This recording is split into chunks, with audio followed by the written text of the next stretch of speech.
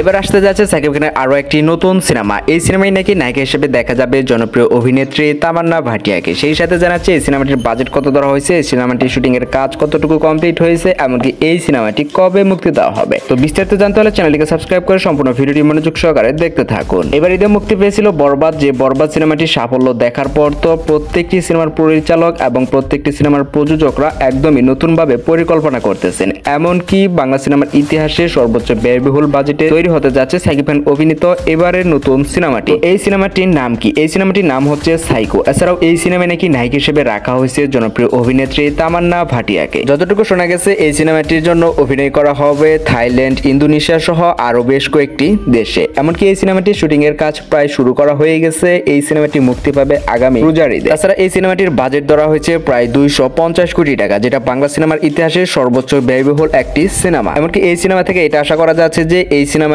500 থেকে 600 কোটি টাকা আয় করতে পারবে। প্রিয় ভিউয়ার, সাকিব খান এবং তামান্না ভাটিয়া জুটি আপনার কাছে কেমন লাগবে অবশ্যই কমেন্ট করে জানিয়ে দিন এবং নিত্য নতুন সকল আপডেট ভিডিও সবার আগে দেখতে এবং জানতে চ্যানেলটিকে সাবস্ক্রাইব করে সাথে থাকুন।